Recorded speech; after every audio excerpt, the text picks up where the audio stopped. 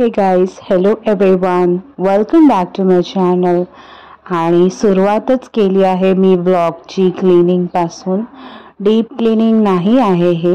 Actually फ्रीजवरचं थोडंसं घाण झालेलं आणि काही जे मसाल्याचं जे माझं स्पाइस आहे ना, ते मला थोडंसं त्याच्यामध्ये चेंज करायचं होतं. आणि फ्रीजवरती थोडेफार एक दोन वस्तू एक्स्ट्रा ठेवले जातात, कारण मुलं आहे घरामध्ये लहान, तर त्याच्यामुळे कधीतरी असं होतं की उचलली वस्तू आणि ठेवली फ्रीजवर. तर जेव्हा पण मला असं वाटलं की आपलं 3-4 दिवस 5-6 दिवस झाल्यात फ्रीजवरती एक्स्ट्रा वस्तू ठेवलेल्या आहेत आणि थोडीशी घाण जमा झाली आहे, तर बघता बघता मी थोडंसं हात मारून घेते. फ्रीजची डीप क्लिनिंग जे आहे ती मी 15 दिवसातून एकदा करतेच, पण अशी वरची जी क्लिनिंग आहे ती माझी 3-4 दिवस किंवा 5-6 दिवस, जेव्हा मला असं दिसलं की घाण थोडंसं झालं तर मी पटकन इन्स्टंटली क्लीन करून घेते. तर हे जे आहे सगळ्यात अगोदर पेपर्स आहेत त्यांनी क्लीन करते. माझ्या मुलांचे जे वया आहेत एक्स्ट्रा जे भरलेले वया असतात ते मी मोस्ट प्रोबेबली किचनमध्ये यूज करून टाकते अशा पद्धतीने. कारण डिरेक्टली जर तुम्ही कपड्याने पुसलात तर कपडाही घाण होतो. तर ही आयडिया मी अशी यूज करते आणि तुम्हीही किचन टिप्ससाठी हे यूज करू शकता. तर कपड्यावरती मी थोडंसं कॉलिनचं स्प्रे मारून घेतलेला आहे आणि थोडंसं ओलं करून घेतलं आहे आणि तेच कपडा मी त्याच कपड्याने फ्रीजचं टॉप जे आहे आणि लगे हात टाईल्स जे आहेत ते पण पुसून घेते आहे.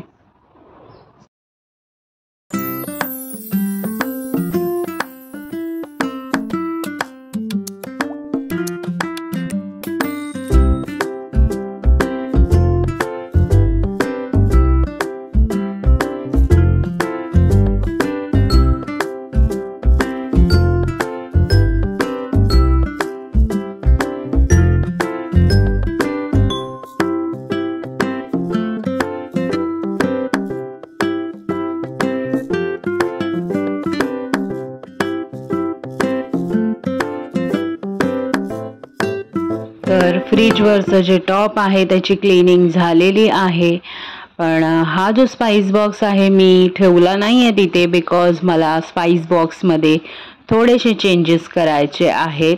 तर चला बघूया काय करते मी.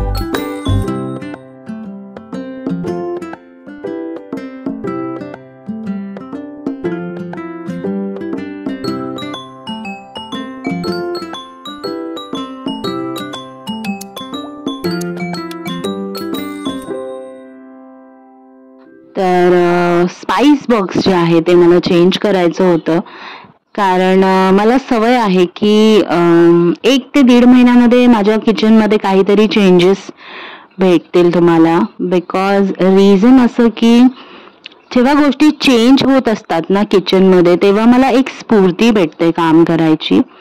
अँड आय डोंट नो, मला ही सवय आहे, ही चांगली आहे की वाईट आहे, आय डोंट नो. तुम्ही मला कमेंट करून सांगा. पण एक वेगळंच स्फूर्तता भेटते जेव्हा आपण काहीतरी गोष्ट चेंज करतो आणि मनाप्रमाणे ठेवतो. आणि सेकंड रिझन असं आहे की माझ्याकडे डबे होते तुपाचे, तर महिन्याला एकदा मी छोटासा डबा घेऊन येते, कारण एक डबा तो आम्हाला महिन्याला पुरेसा होतो 200 ग्रामचा. तर बरेचसे डबे जमा झालेले आणि मला चेंज करायचं होतं त्याच्यामध्ये. डबे दिसले, एक 5 ते 6 डबे असेच होते माझ्याकडे. तर बोला चला ह्याला यूज मध्ये आणूया आपण, म्हणून स्पाइस बॉक्स जो आहे तो मी चेंज केला. आणि हा जो तुम्ही बास्केट बघताय स्क्वेअर शेप मध्ये, असे 2-3 बास्केट माझ्याकडे एक्स्ट्रा आहेत. तर या बास्केटमध्ये मी ठेवते आहे आणि हे जाणार आहे फ्रीज मध्ये. तर आता सध्या तर वेगवेगळे कलर्सचे डबे आहेत, पण काही दिवसांमध्ये एकसारखे 5 ते 6 डबे जमा होतीलच. तर मला खूप हौस आहे असे डबा किंवा जार्स वगैरे असं जमा करायचे. माझे मिस्टर मला लिटरली बोलतात तू भंगारवाली आहेस. पण चालतं मला, इट्स ओके.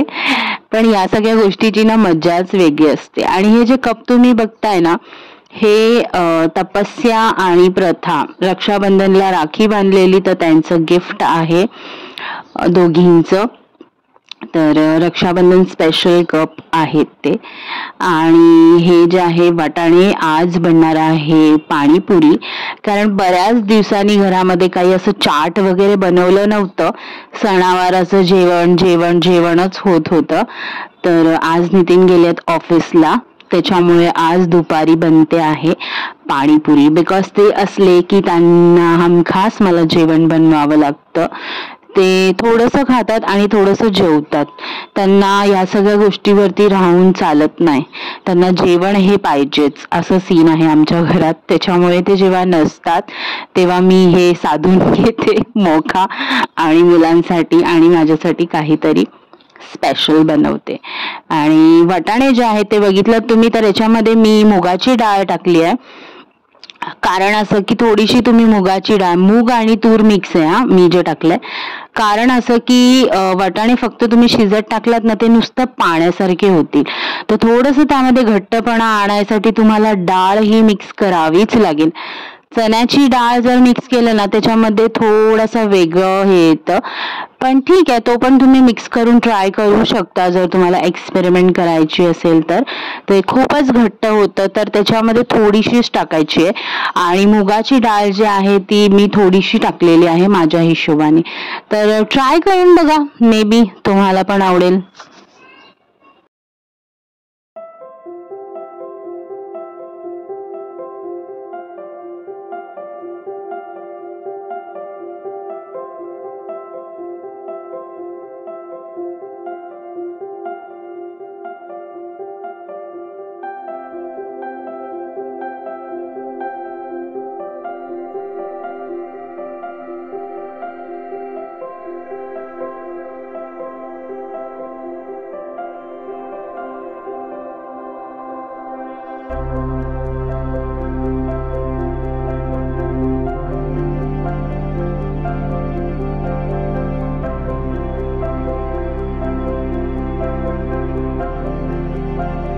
तर माझ्याकडे किचनमध्ये धण्याची जी पावडर आहे ती संपलेली, आणि त्याच्यामुळे मग धणे भाजून घेते मी.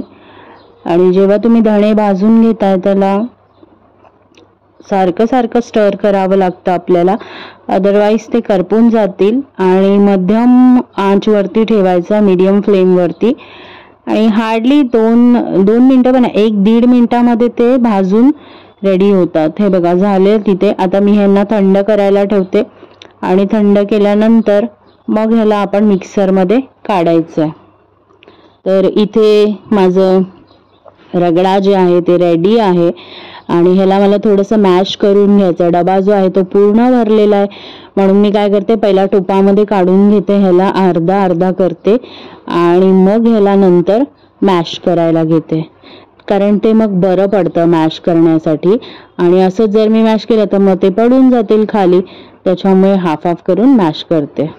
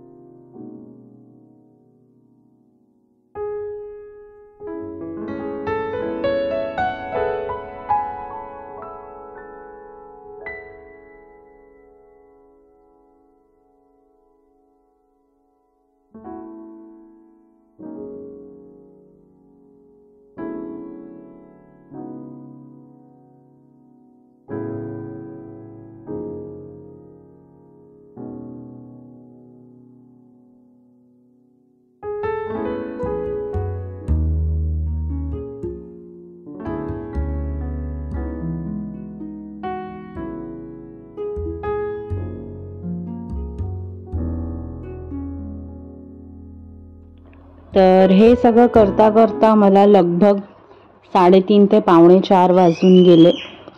आणि नाश्ता जो आहे तो आम्ही सकाळी 10-10:30ला मी केलेला. पोरं गेलेली शाळेमध्ये आणि आल्यानंतर रात्रीची चपाती आणि भाजी होती. तर 2 चपात्या आणि भाजी होती. तर त्या लोकांनी चपाती भाजी वगैरे खाऊन घेतलेली म्हणून भूक नव्हतं. आणि मी पण थोडंसं भात होता तर ते खाऊन घेतलं भाजीबरोबर. त्याच्यामुळे हे सगळं करत राहिले आणि वेळेचा पत्ताच नाही लागला. तर चटणी जी आहे ते मी बाहेरून आणलेली आहे. आमच्या इथे 3 वाजताच एक पाणीपुरीवाले असतात, त्यांचं शॉप चालू होतं, ओपन होतं आणि ते आपली तयारी करत राहतात. तर बाहेरून मी थोडंसंच जे आहे गोड पाणी आणि तिखट पाणी मागवलंय. आणि जास्त बनवलं, ॲक्च्युली माझ्या घरात नेहमी गोड आणि तिखट पाणी हे नेहमी असतं. पण यावेळेस नव्हतं कारण सणावाराचं टाईम होतं. तर जेव्हा ते संपलं ते गोड आणि तिखट पाणी फ्रीजमधलं, त्याच्यानंतर मी बनवलंच नाही कारण मी बिझी झाली या सगळ्या गोष्टीमध्ये. आज हे आहे, उद्या ते आहे, तर वेगळं जेवण काय बनवायचं आहे काय नाही. तर हे जे सीझन्स चालू आहे आपलं फेस्टिवल सीझन्स, तर ते जेवणाच्या म्हणजे बरोबरच झालं सगळं की आज हे गोड बनवायचं, उद्या ते बनवायचं, त्यामध्येच मी पडलेली. आणि आत्ता जाऊन कुठे श्रावण संपला, पूर्ण श्रावण जे आहे ते फेस्टिव्ह होतं आणि याच्या पुढेही आहे. पण मध्ये थोडंसं एक 3-4 दिवसाचा गॅप पडल्यामुळे ह्या सगळ्या जे चमचमीत पदार्थ आहेत ते परत आठवलेले आहेत आम्हाला. आणि पुऱ्यांचा मी छोटासा पॅकेट आमच्या इथे भेटतं, त्यामध्ये जेमतेम आय थिंक 40-45 पुऱ्या असतात आणि ते आम्हाला चौघांना ॲक्च्युली पुरतात. पण हे जरा थोडंसं एका माणसाचं एक्स्ट्रा झालं, पण ते पण आम्ही खाऊन संपवलेलं. तर खूप मज्जा आली. आणि कधी कधी घरामध्ये चाट वगैरे असं बनवावं, महिन्यातून एकदा, दोनदा, तीनदा किंवा हफ्त्यातून एकदा, आणि फॅमिली बरोबर टाइम स्पेंड करावा. बिकॉज बाहेरचं तर आपण खातो, पण ह्या सगळ्या गोष्टी घरामध्ये फॅमिली बरोबर बसून आरामशीर खाण्यामध्ये, गप्पा गोष्टी करण्यामध्ये जी मजा आहे ना, ओहो, ते स्वर्ग सुख आहे. ज्याचं बोलतात ना काहीच किंमत नाहीये, ते अनमोल आहेत ते क्षण. त्याच्यामुळे मला खूप आवडतं या सगळ्या गोष्टी. प्रथाचं खाऊन झालेलं आहे आणि आता माझी टर्न आहे. तपस्याचं पण खाऊन झालेलं आहे. तर लास्टला जे आहे मला आणि तपस्याला सवय आहे की लास्टचे जे 5 ते 6 पुऱ्या, जेव्हा पण घरामध्ये पाणीपुरी बनतं तेव्हा असं आम्ही दोघी चुरा करतो. रगडा टाकतो त्याच्यामध्ये, कांदा टाकतो, गोड चटणी आणि तिखट चटणी, असं करून चुरा करून खातो आणि आम्हाला खूप आवडतं आहे. आणि हे जेव्हा असतात ना तेव्हा ओरडत असतात काय आहे खाण्याची पद्धत.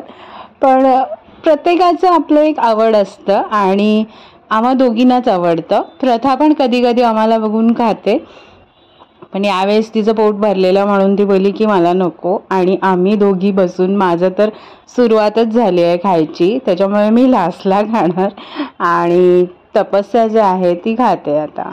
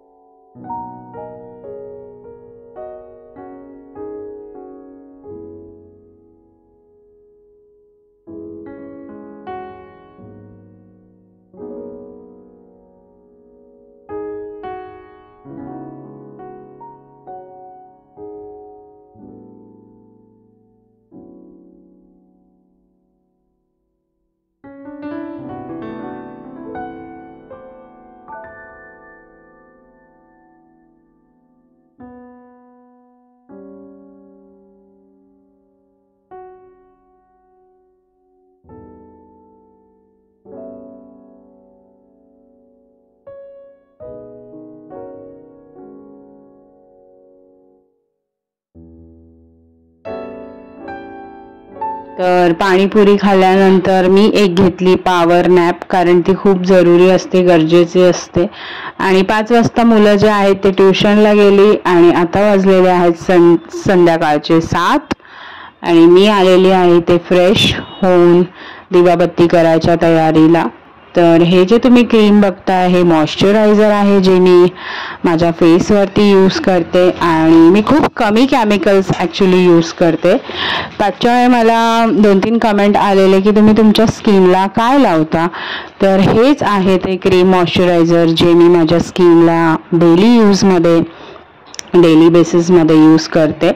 आणि एक गोष्ट लक्षात ठेवा, जेव्हा तुम्ही मॉइश्चराईज करता किंवा फेस वॉश करता तेव्हा तुम्ही तुमच्या फेसला एक मिनी मसाज हे द्या, म्हणजे फेसचे जे वेन्स आहेत त्याच्यामध्ये जे ब्लड फ्लो आहे ते खूप छान पद्धतीने फ्लो होतील आणि तुमचा चेहरा आहे तो ग्लो होईल.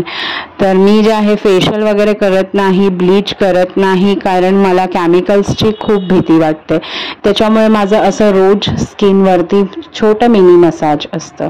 आणि हे इयरिंग्स आहेत जे माझा भाऊ एकदा घरी आलेला आणि त्याने आणलेले, आय डोंट नो, त्याला आवडले म्हणून त्याने आणले आणि मला पण ते आवडले.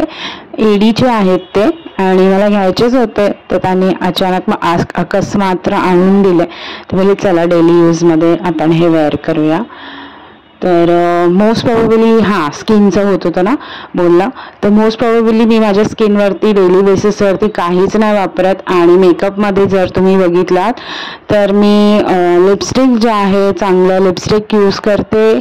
एलेटिनचं लायनर असतं माझं, बस तेवढंच, दॅट्स इट. आणि हेवी मेकअप जर करायचं असेल तर मग माझ्याकडे पॉन्ड्सचं BBC क्रीम आहे, ते मी यूज करते. लॉंग लास्टिंग आहे ते, काही फंक्शन आहे किंवा काय तेवढंच माझं मेकअप असतं, कारण मी कधीच हॅवी मेकअप करत नाही. तुम्ही माझे पाठीमागे जाऊन ब्लॉग जर बघाल तर त्याच्यामध्ये तुम्हाला कळेल की मी हॅवी मेकअप कधीच करत नाही आणि मला ते आवडत पण नाही आणि मला खूप भीती वाटते या सगळ्या गोष्टीची, आय डोंट नो. आणि लहानपणापासून मला सवयच नाही आहे. एवढंच मेकअप मला येतं करायला, त्याच्यापेक्षा जास्त मेकअप नाही येत. हायलाईट वगैरे थोडंफार करायचं नॉलेज आहे मला, पण मी करत नाही. आणि हल्ली आय डोंट नो वाय की माझ्या स्किनवरती एवढे पिंपल्स येतात. मी काही यूज करत नाही आहे तरी पण पिंपल्स स्किनवरती येतात. मी एवढी परेशान झाली आहे ना की मी काय सांगू. तर काय येतात, काय रिझन असतील, कोणाला माहिती असेल तर सांगा. मे बी मला वाटतं डिहायड्रेशनमुळे येतात, है ना. ठीक आहे, आता मला लक्ष द्यावं लागेल, जास्त वॉटर इनटेक करावं लागेल, बिकॉज पावसाळा आहे, थंडी आहे, तर आपण पाणी पियायचं जे आहे ते विसरून जातो आणि त्याच्यामुळे हे असे आपल्याला प्रॉब्लेमशी फेस करावं लागतं.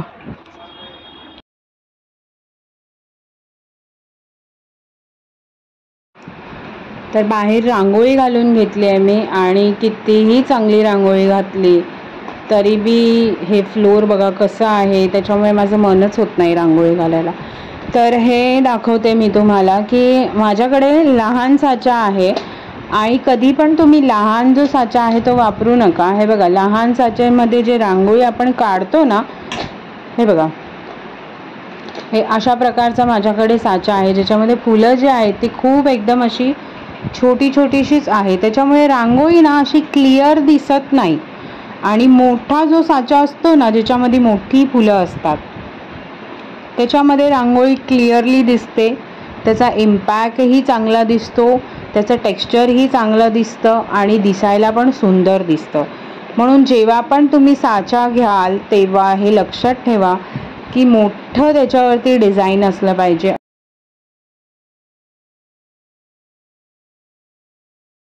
तर दिवाबत्ती करायला आलेली आहे मी इथे आणि अगरबत्ती मी लावत नाही, धूप स्टिक्स जे आहेत ते मी लावते. आणि त्याचं जे वेस्टेज असतं धूप स्टिक्सचं जे पडतं ते तुम्ही काय करता, मी काय करते माहिती आहे तुम्हाला, हे जे दिसतंय ना तुम्हाला वेस्टेज ते मी झाडांना टाकते. आणि यू कांट बिलीव्ह की त्याच्यानी झाडं जी आहेत ती एवढी खुलतात आणि त्यांची वाढ जी आहे ती एवढी चांगली होते की विचारू नका, तुम्ही ट्राय करून बघा. मी तुळशीच्या झाडाला ते टाकते आणि माझ्याकडे 4 प्रकारचे वेगवेगळे झाडं आहेत, जास्वंदीचं, गुलाबाचं, तुळशीचं आणि आवळ्याचं.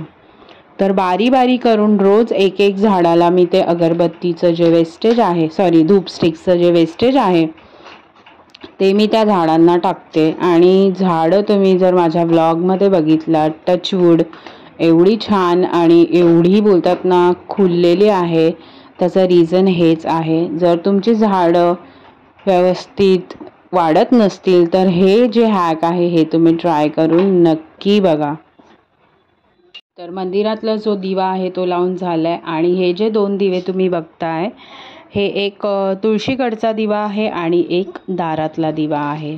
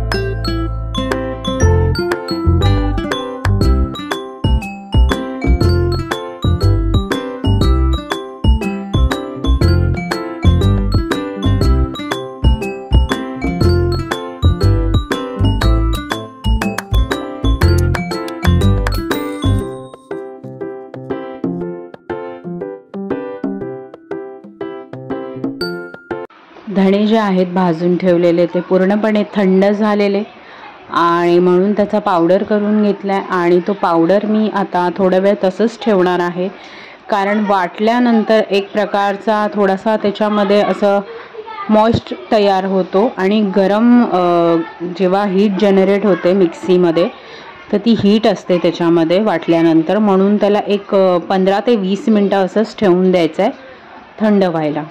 तर इथे जेवणाची तयारी जी आहे ती करते आहे मी आणि चपाती बनवते आहे जेवणाला आणि भाजी बनवणार आहे.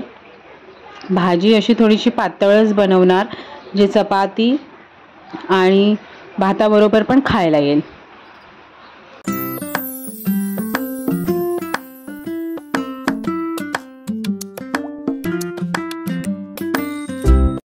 तर हे जे तेल मी ओतते आहे ना, या तेलामध्ये ना पाणी पडलेलं आणि असं जर तेल तुम्ही यूज केलात ना गॅसवरती तर ते तडतडेल. म्हणजे कढईमध्ये टाकलात किंवा कुठल्याही भांड्यात टाकलात तर याच्यासाठी एक हॅक आहे. हॅक असं, जेव्हा आपण पीठ मळतो तेव्हा हे तेल जे आहे ते पिठाला लावून मळायचं, म्हणजे खूप इझी पडतं.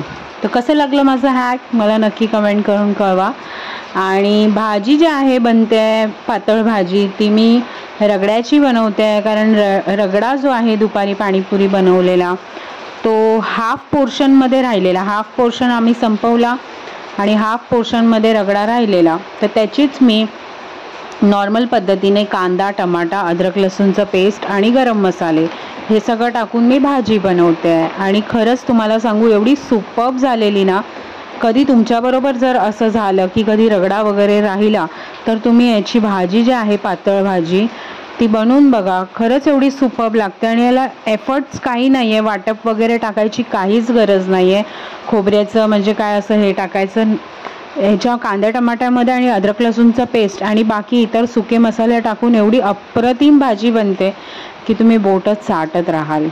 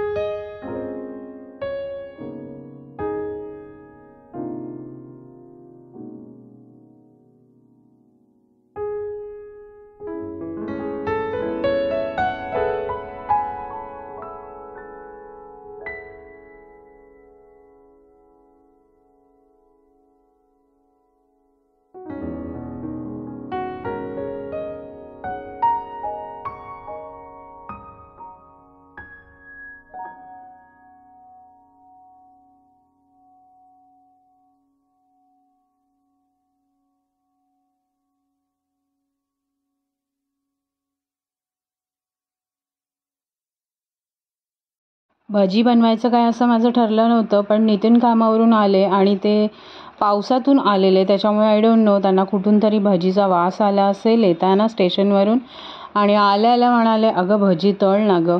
मग आता काय करू, त्याच्यामुळे मग पटकन जाऊन चण्याचं पीठ बाहेरून आणलं, नाही तर माझ्याकडे चण्याचं पीठ नेहमी असतं. मी महिन्याला 1 किलो चण्याचं डाळ आणते आणि ते दळायला देते, आणि 2-1 महिने तरी ते माझं आरामशीर 2-2.5 महिने आरामशीर चालतं. तर इथे माझं जेवण जे आहे ते पूर्णपणे बनून झालेलं आहे, आणि इथे मी डिनरचं ताट जे आहे ते रेडी करते आहे. तर भाजी जी आहे ती खरंच अप्रतिम लागते, मी घडी घडी सांगते, कारण खरंच अप्रतिम झालेली, आणि तेवढी भाजी आम्हा लोकांनी मिळून संपवली. मुलांनी 2 ते 3 वेळा भाजी वाढून वाढून घेतली आणि खरंच सगळ्यांना आवडली. तर नक्की तुम्ही ट्राय करून बघा आणि मला कमेंट करा की तुमची भाजी कशी झालेली. तर जेवण जे आहे ते आमचं झालेलं आहे, आणि जे धनिया पावडर मी थंड करायला ठेवलेलं ते आता मी एका जारमध्ये ओतून घेते आणि ह्याला टाईटली बंद करून ठेवून देते, आणि इथे मी वळली आहे भांड्यांकडे.